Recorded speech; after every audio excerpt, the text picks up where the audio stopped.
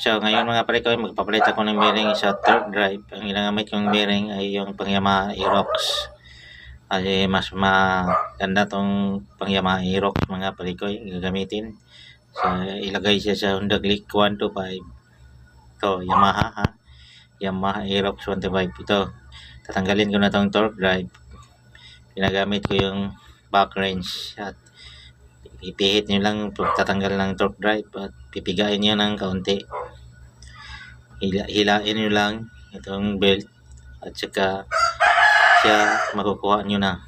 Ito nakukuha ko.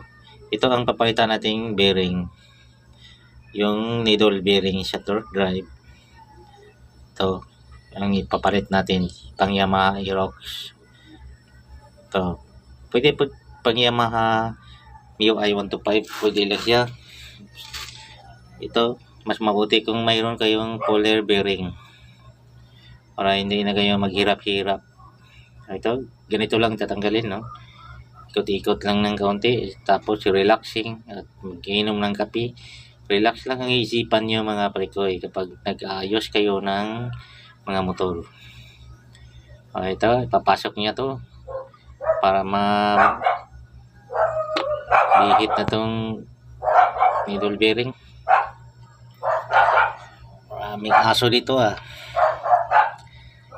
Ito, gumamit kayo ng adjustable pag bunot ng bearing. Ito lang simple lang, relaxing is the best. Tingnan nyo na bunot na siya. At luwagan nyo ang yung polar bearing, luwagan nyo para magukuha na itong natatanggal na needle bearing sa torque drive.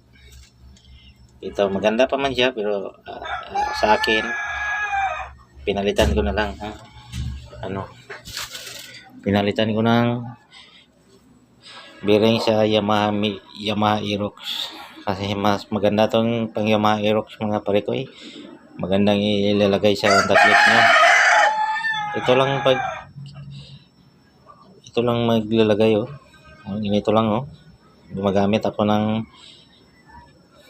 bolt na mahaba at ganyan din ang gagawin nyo pagpapasok. Gamit niya galing din yung adjustable, saka ipipihit nyo lang ng kaunti, mahawa na, tapos na. Tingnan nyo, diba lalapat yung pagkatapos ko dyan, ipipihit ng nut, lalapat na ang bearing nya sa torque drive. Ito, tingnan nyo, magandang pagkalalagay. Basta mayroon kayong pang DIY na ganito na, maganda ito na ito ilalagay na natin sa kanyang pinaglalagyan kasi tapos na tayo. Ibibihit nyo lang ang torque drive at saka yung belt ay mapapasok na siya. Ganito lang bihit lang ng kaunti, hila lang kaunti.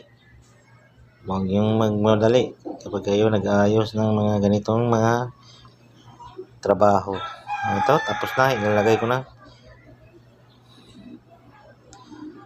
Yun may washer dyan Honda Click 125 at saka higpitan ang nut para matapos na. Gumamit ako ng Y tools kaya wala akong pangbili na mamahaling tools na impact range at babalik natin ng takip sa crankcase at ilalagay na natin lahat ng bolt. Huwag yung kalimutan sa paglalagay ng lahat ng mga bolt.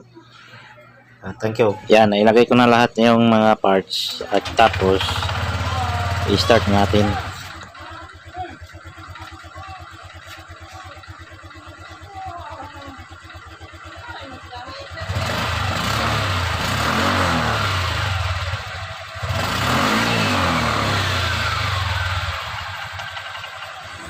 Yun ang kanyang ingay ay nawawala na mga kamotor.